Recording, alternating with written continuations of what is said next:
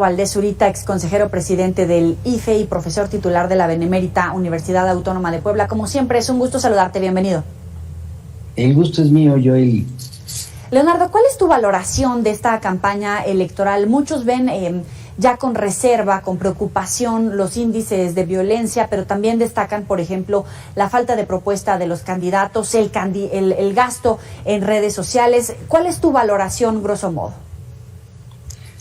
Mira, yo diría que sí, el tema de la violencia debe de preocuparnos a todos y a todas las ciudadanas, porque nunca habíamos tenido una situación de violencia como la que ahora se está viviendo.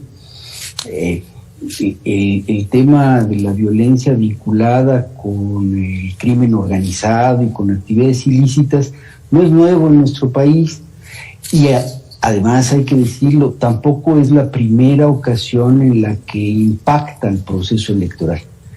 Pero nunca habíamos tenido tantos acontecimientos violentos en las campañas electorales, nunca habíamos tenido tantos candidatos y candidatas asesinados en actos de campaña y tantos atentados contra dirigentes políticos y contra los equipos de campaña de diversos partidos políticos. Esto es grave, esto, insisto, debe preocuparnos a todos, pero sobre todo debería de ser una llamada de atención para las autoridades, porque son las autoridades federales y locales las encargadas de la seguridad de las y los mexicanos, de tal suerte que habría que llamar al gobierno federal y a los gobiernos de los estados para que en lo que resta de la campaña electoral y sobre todo de cara al día de la jornada se refuercen los dispositivos de seguridad para garantizar la seguridad del proceso electoral y sobre todo garantizarla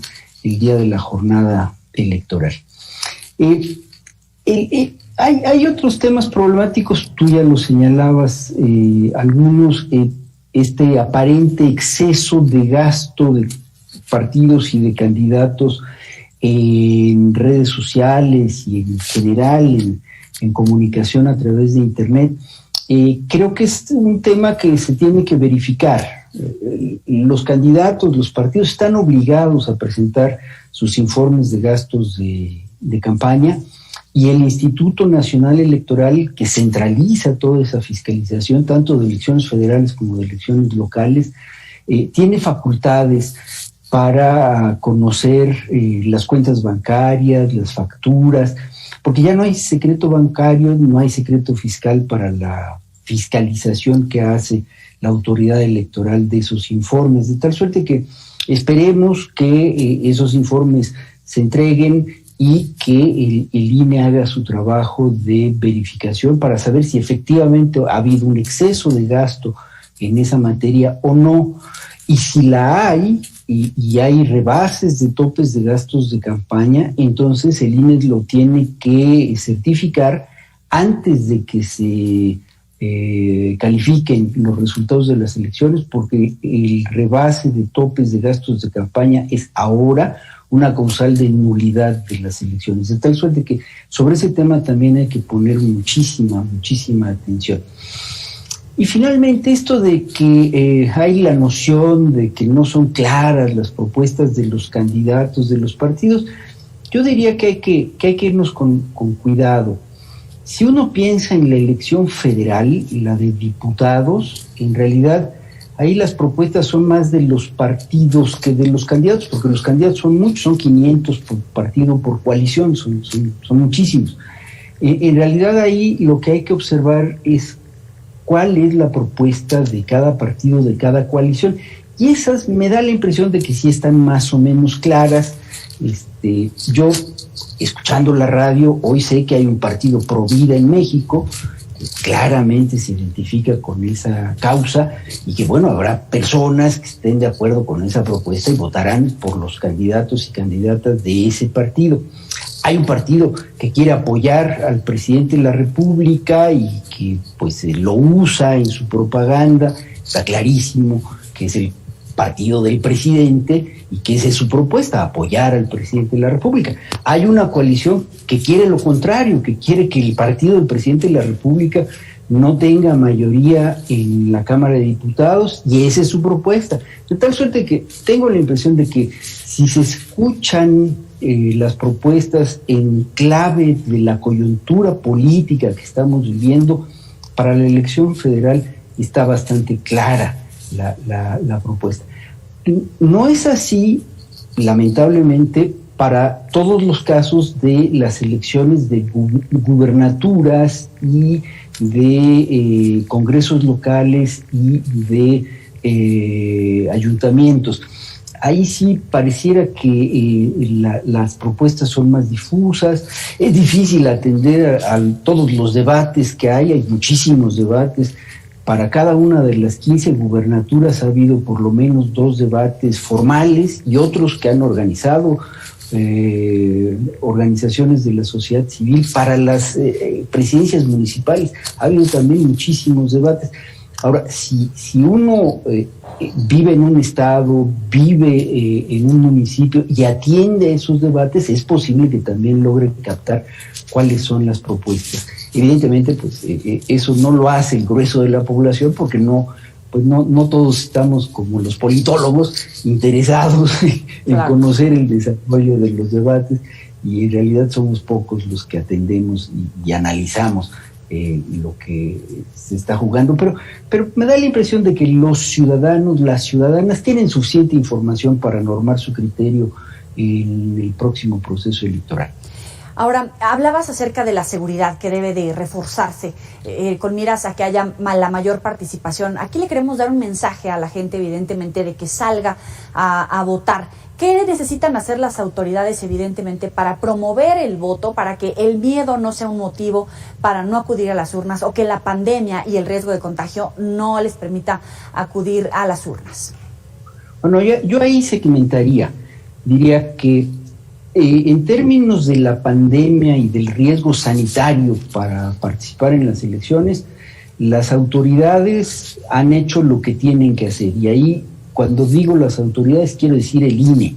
El Instituto Nacional Electoral incluyó en su proceso de capacitación de los funcionarios de mesas de votación información suficiente de qué es lo que tienen que hacer, cuáles son los protocolos para que el hecho de votar, el acto de votar, no sea riesgoso para las y los ciudadanos. Y no solamente incluyó el protocolo, y ya los funcionarios están capacitados en eso, como están capacitados también en contar los votos, llenar las actas, interpretar situaciones que se pueden presentar. Es una capacitación muy compleja, porque de pronto un ciudadano común y corriente se convierte en autoridad electoral, tiene que conocer la ley, los procedimientos, y ahora además la seguridad sanitaria del recinto en el que se va a votar. Pero no solamente ha hecho esto el INE, sino también ha hecho una campaña que me da la impresión ha tenido muy buena difusión en la radio y en la televisión, explicándole a las ciudadanas y los ciudadanos que su seguridad no está en riesgo si acuden a votar. De tal suerte que creo que por ahí vamos bien. Yo diría que el saldo en este momento debe ser favorable, y eso a mí me lleva a pensar que vamos a tener una buena participación. Lo que quiero decir es que no se inhibirá la participación por el riesgo sanitario de la pandemia. Por otro lado, cuando hablamos del tema de la seguridad, ahí ya no le toca al INE, ahí sí le toca al gobierno federal y le toca a los gobiernos de los estados. Y en esa materia yo sí percibo que hay una deficiencia, que el presidente de la República en sus conferencias por la mañana ha hablado mucho de las elecciones, ha atacado al árbitro electoral, ha criticado al tribunal electoral, ha atacado candidatos, pero se le ha olvidado decir que él, como jefe del Estado mexicano, tiene que garantizar la seguridad el día de las elecciones. Ojalá que en los días que restan le acerquen una tarjeta y haga también una manifestación en el sentido de que el Estado mexicano garantizará la seguridad de las y los ciudadanos que acudan a votar. Tengo la impresión de que también los gobiernos de los estados tienen ahí una responsabilidad. En mi experiencia, cuando fui consejero presidente del IFE, debo decir que estos temas se trataban en mesas específicas con los cuerpos de seguridad, tanto federales como locales, y esos cuerpos de seguridad tomaban decisiones para inhibir los días previos y el día de la jornada electoral actos de violencia y sobre todo para evitar actos de violencia política. Yo espero que esa tradición que se tenía se honre y que vuelvan a actuar de esa naturaleza, porque ya se sabía qué hacer para evitar que hubiera violencia que pusiera en riesgo la seguridad de los votantes, de las mujeres que van a votar, de tal suerte que ojalá que eso se active y que tengamos una jornada electoral pacífica, porque eso es lo que nos merecemos los mexicanos. Claro. Ahora, me llama la atención también las declaraciones que ha hecho el consejero presidente del INE al hablar acerca de que hay voces que están sumando a esta versión de que puede haber fraude. Hay incluso algunos diputados, algunos legisladores que han hablado precisamente de llamar a rendir cuentas al presidente del INE para que diga quiénes son esas voces que están sembrando la duda sobre el fraude. También se está hablando mucho de que el INE debe desaparecer después de las elecciones, principalmente de algunos empresarios. En este sentido, ¿cómo legitimar los resultados de la elección, la fortaleza de las instituciones y, por supuesto, de la democracia? Bueno, primero que nada, a esos diputados que andan diciendo eso, hay que decirles que escuchen al presidente de la República. Quien está hablando de la posibilidad de un fraude es el presidente de la República, está claro, son los dirigentes de su partido, está claro, pero tampoco debiéramos sorprendernos porque pues el presidente de la República ha sido muchas veces candidato y solo ha reconocido los resultados de la elección cuando gana.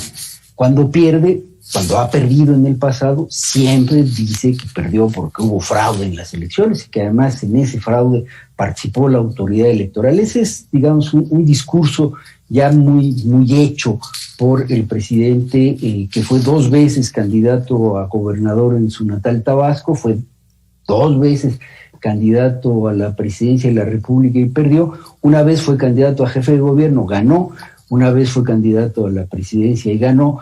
Y de las 6 ocasiones, 4 dice que fueron fraudulentas y 2 no, porque pues él ganó. Entonces, ese discurso ahí está. Ese discurso es casi como un reflejo de esa formación política, es casi su mito fundacional, de tal suerte que eso no va a desaparecer. No se tiene que hacer una gran investigación legislativa para saber quién está promoviendo ese discurso, esas propuestas, esas ideas. Respecto de cómo legitimar el resultado de las elecciones y cómo blindar a la autoridad electoral, yo diría que hay que considerar 2 cosas. Primero, los votos los reciben ciudadanas y ciudadanos que fueron elegidos en un sorteo, que no tienen vínculos con los partidos políticos, que han sido capacitados profesionalmente para llevar a cabo su función y que además en las mesas de votación van a estar vigilados por representantes de 2 o más partidos políticos. De tal suerte que ahí está el elemento que legitima el resultado de nuestras elecciones. Y esto viene sucediendo desde 1994, o sea que no es nuevo. No es algo que se inventó el INE, es algo que está en la legislación electoral desde que existía el IFE y que ha seguido desarrollándose y que está muy aceitado, y los ciudadanos saben muy bien que el día de la jornada electoral no hay posibilidades de hacer un fraude en las elecciones. Eso legitima. Hay una encuesta reciente del INEGI en la que se pregunta a las personas si han participado con funcionarios electorales, y da la casualidad que ya más del 30% de las ciudadanas y ciudadanos mexicanos mayores de 18 años han sido, por lo menos en una ocasión, funcionarios de casilla.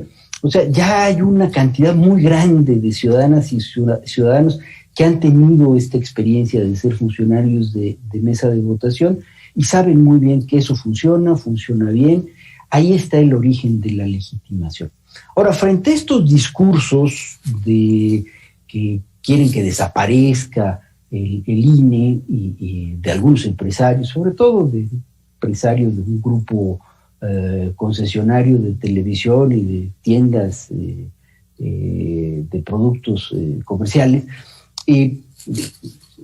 Salinas Pliego, para decirlo con toda claridad, ese discurso a mí me parece no tiene ni fundamento ni tiene futuro, porque para que eso pudiera suceder sería necesario modificar la Constitución.